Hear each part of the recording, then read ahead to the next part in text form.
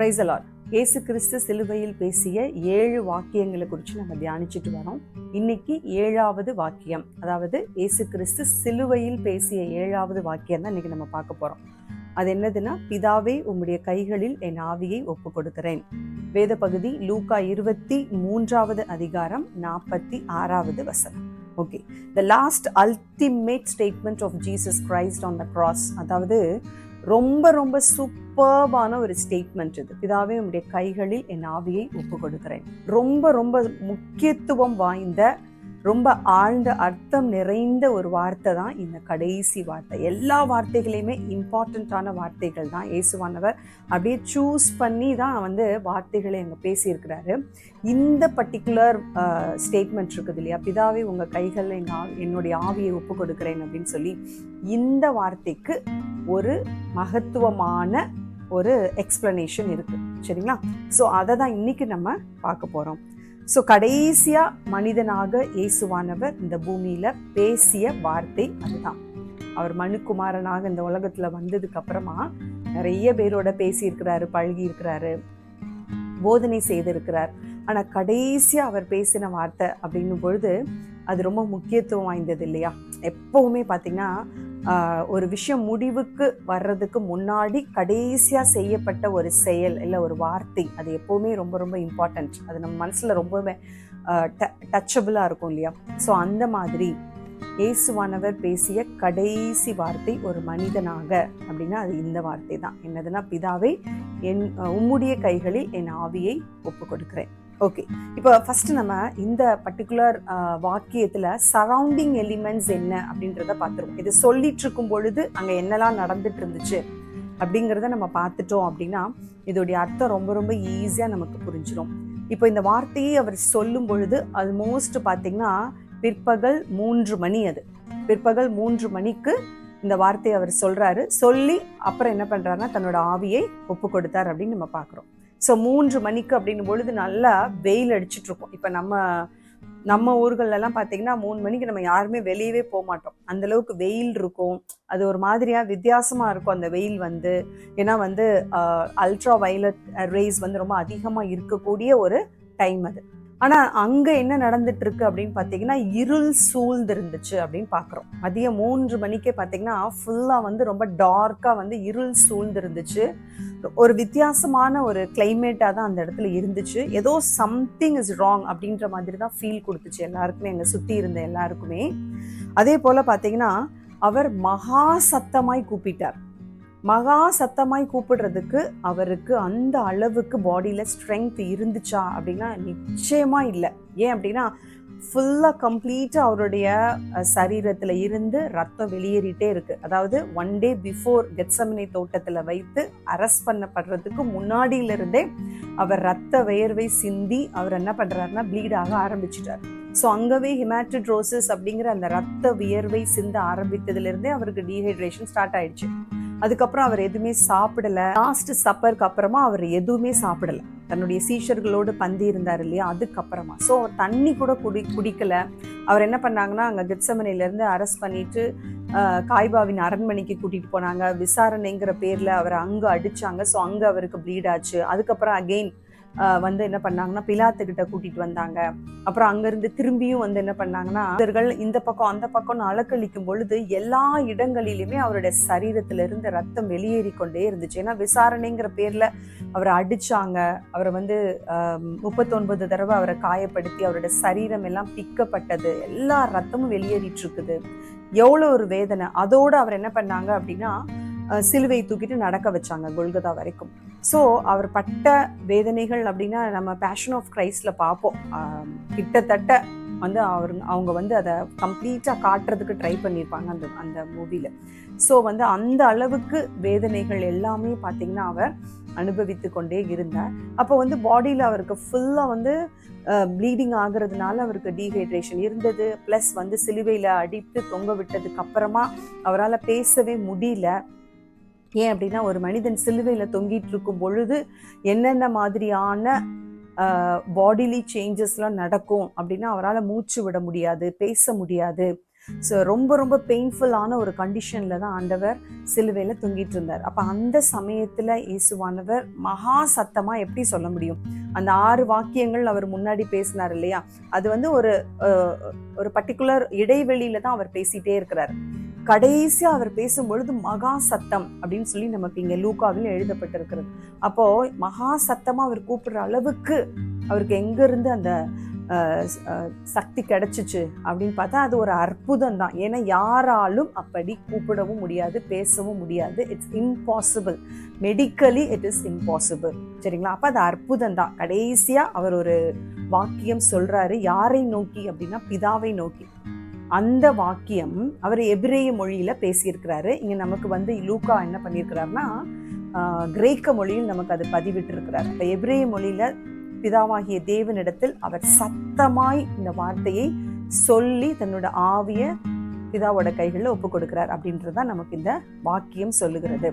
ரொம்ப ரொம்ப முக்கியமான ஒரு இன்டர்பிரிட்டேஷன் இன்னைக்கு நம்ம இதுல இருந்து பார்க்க போறோம். என்ன அப்படின்னா, சங்கீதம் 31வது அதிகாரம் 5வது வசனத்துல தாவீது சொல்றாரு, உமது கைகளில் என் ஆவியை ஒப்புவிக்கிறேன். தாவீது வந்து ஒரு சூப்பரான ஒரு ப்ராஃபட். அவருடைய எல்லா சங்கீதங்களுமே பாத்தீங்கன்னா பயங்கரமா ப்ராஃபட்டிக்கா இருக்கும்.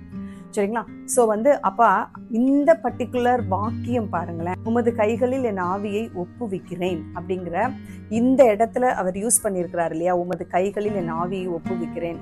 இதே மாதிரியான இந்த வார்த்தைகளைத்தான் இயேசுவானவரும் எபிரேயத்தில் பேசியிருக்கிறார். அதை லூக்கா நமக்கு கிரேக்க மொழியில் எழுதியிருக்கிறார். ஏன் அப்படின்னா, இப்ப லூக்கா எழுதினது கிரேக்க மொழியில. இப்ப கிரேக்க மொழியில அவர் எழுதியிருக்கிற இந்த வாக்கியத்தை எபிரேயத்துல டிரான்ஸ்லேட் பண்ணும் பொழுது நிறைய வித்தியாசமான இதுல வந்து வார்த்தைகள் வரலாம். வித்தியாசமான அர்த்தத்தில் உள்ள வார்த்தைகளை அவர் போடுறதுக்கு வாய்ப்பு இருக்கு. ஆனா பரிசுத்த ஆவியானவர் லூக்காவை கொண்டு இந்த பர்டிகுலர் வேர்டு தான் இங்க வரணும் அப்படிங்கிறதுக்கு ரெஃபரன்ஸா முன்னாடியே தீர்க்க தரிசனமா சங்கீதம் 31வது அதிகாரம் 5ல சொல்லி வைத்து விட்டிருக்கிறார். அதையே அந்த வேர்ட்ஸ் தான் வந்து என்ன பண்ணிருக்கிறாரு லூக்கா இங்க கிரேக்க மொழியில் எழுதியிருக்கிறார். சோ தட் அங்க ஒரு கன்ஃபியூஷனே கிடையாது. ப்ராஃபட்டிக்கா அங்க தாவீது எழுதி வைத்த அதே வாக்கியங்களை இங்கே இயேசுவானவர் சொல்லுகிறார்.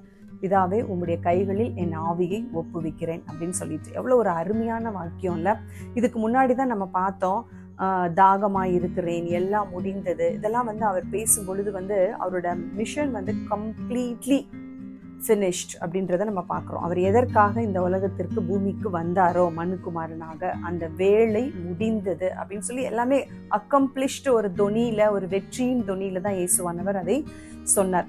இந்த பர்டிகுலர் வாக்கியமும் கூட பார்த்தீங்கன்னா ரொம்ப ரொம்ப சக்சஸ்ஃபுல்லா வெற்றிகரமாக தன்னை ஒப்பு கொடுத்தார் அப்படின்னு தான் நம்ம பார்க்குறோம். அதாவது இது ஒரு கூக்குரல் இல்லைன்னா வந்து இது ஒரு அழுகுரல், இது ஒரு தோல்வியின் குரல் அப்படின்னு நம்ம சொல்லவே முடியாது. ஏன் அப்படின்னா, அவர் எதற்காக இந்த பூமிக்கு வந்தாரோ அதை 100% வெற்றிகரமாக முடித்தார். இது பிதாவுக்கு தெரியும், பிசாசுக்கு தெரியும், விசுவாசிக்கிற நமக்கும் தெரியும். இது தெரியாதவங்க தான் இன்னும் இயேசு வந்து வரவே இல்லை. இங்க வந்து அவர் சக்சஸ்ஃபுல்லா மனிதனாக எதற்கு வந்தாரோ, பிதாவானவர் எதற்கு குமாரனை அனுப்பினாரோ அந்த விஷயம் கம்ப்ளீட்டட், அதாவது பூரணமாக முடிந்தது அப்படிங்கிறது நம்ம எல்லாருக்குமே தெரியும். அப்படி முடிச்சதுனால மட்டும்தான் இன்னைக்கு நாம் எல்லாருமே அவர் அப்பா அப்படின்னு கூப்பிடுகிற அந்த புத்திர சுவிகாரத்தை நம்ம பெற்றிருக்கிறோம். ஸோ அவர் முடித்து விட்டார். மனு குலத்தை மீட்டெடுக்க அவர் அவதரித்த அந்த மீட்பின் திட்டம் நிறைவேறி முடிந்து விட்டது. இப்போ யாரெல்லாம் அவரை விசுவாசிக்கிறாங்களோ அவங்க எல்லாருமே அப்பா பிதாவை என்று கூப்பிடுகிற அந்த ஒரு ரைட்ஸ் நமக்கு வந்து கிடைச்சிருது.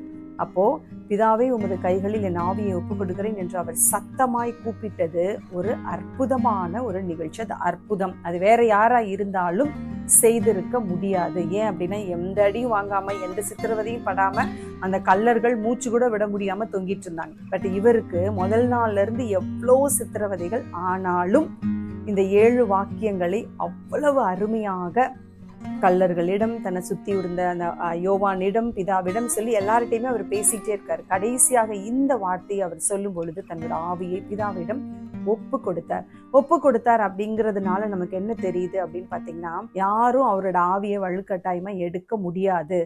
அவரே தன்னை ஒப்பு கொடுத்தால் தவிர ஒருவராலும் அவருடைய ஆவியை அவரிடத்துல இருந்து எடுக்க முடியாது. அவர் சர்வ வல்லமையுள்ள தேவன். பிசாசால தொடவே முடியாது. அவர் ஒப்பு கொடுத்தார். அவர் தன் ஆவியை ஒப்பு கொடுத்தாரே தவிர பிசாசு அவரோட ஆவியை எடுக்கல. சரிங்களா? இதுதான் இங்க நமக்கு தெளிவாக தெரிந்து கொள்ள வேண்டிய விஷயம். லூக்கா 23வது அதிகாரத்துல 47வது வசனத்துல 100க்கு அதிபதி, அதாவது இவன் பாத்தீங்கன்னா ஒரு ரோம அதிபதி, அதாவது 100 பேருக்கு அதிபதியா இருக்கிறவன் தான் 100க்கு அதிபதி. இவன் ஒரு ரோமன். இந்த அதிபதி ஒரு ரோமன். இவர் இயேசு கிறிஸ்துவ விசுவாசிக்கல, நம்பல.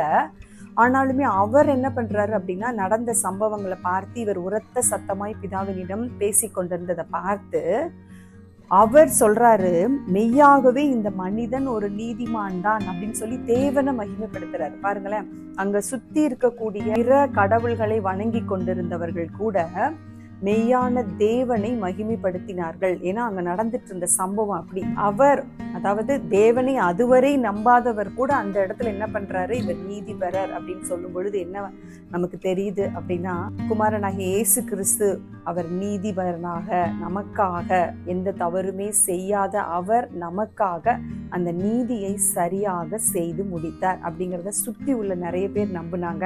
எபிரேய எழுத்துக்கள் 22 எழுத்துக்கள் இருக்குது இல்லையா, அதுல 10வது எழுத்து என்ன அப்படின்னு பாத்தீங்கன்னா யாத். யாதுனா கரங்கள், கை அப்படின்னு சொல்லி அர்த்தம். சரிங்களா? அந்த எழுத்து மட்டும் பாத்தீங்கன்னா கீழே உங்களுக்கு அந்த கீழே லைன்ல டச் ஆகாம மேலேயே தொங்கிட்டு இருக்கும். அதே அந்த யாதுங்கிற வார்த்தை இயேசுவானவருக்கு ஒப்பிட்டு சொல்லப்பட்டிருக்கும். அப்போ அங்க என்ன நடக்குது அப்படின்னு பாத்தீங்கன்னா, இயேசு கிறிஸ்து சிலுவையில் தொங்கி கொண்டிருந்த பொழுது பிதாவாகிய தேவனுடைய கைகளில் அவரோட ஆவியை ஒப்பு கொடுத்த அந்த ஒப்பனைக்கு ஈடாக இந்த வார்த்தை, இந்த எழுத்து என்ன பண்ணும் அப்படின்னா எபிரேயத்துல பிரயோஜனப்படுத்தப்படும். இயேசுவானவர் தன்னோட ஆவியை என்ன பண்றாரு அப்படின்னா, சிலுவையில தொங்கி கொண்டிருந்த பொழுது, அவருடைய சரீரம் இந்த பூமியில படாம சிலுவையில தொங்கிட்டு இருக்கும் பொழுது பிதாவுடைய கைகளில் அவருடைய ஆவியை ஒப்பு கொடுத்தார். இங்க இன்னொரு முக்கியமான விஷயத்தை குறித்து இப்ப நம்ம பார்க்க போறோம். பிதாவாகிய தேவன், இங்க குமாரனாகிய இயேசு கிறிஸ்து அவருடைய ஆவி பரிசுத்த ஆவியை என்ன பண்றாரு அப்படின்னா பிதாவுடைய கரத்துல ஒப்பு கொடுக்கிறார். இப்ப இந்த இடத்துல ஒரு முழுமையான விஷயம் நமக்கு வெளிப்படுகிறது. பிதாவாகிய தேவனும் குமாரனாகிய இயேசு கிறிஸ்துவும் பரிசுத்த ஆவியும் மூவரும் இணைந்து திருத்துவமாக அந்த இடத்துல நமக்கு வெளிப்படுகிறது. அவருடைய பிறப்பிலும் திருத்துவம் இருந்தது, அவருடைய மரணத்திலும் திருத்துவம் இருக்கிறது. ஆதியில அந்த நம்ம வேதாகமம் ஆரம்பிக்கும் பொழுதும் திருத்துவம் இருக்கிறது. வேதத்தில் முழுவதும் திருத்துவம் இருக்கிறது. முடிவிலும் திருத்துவம் இருக்கிறது. பிதா, குமாரன், பரிசுத்த ஆவி எங்கும் இணைந்தேதான் செயல்பட்டார்கள்.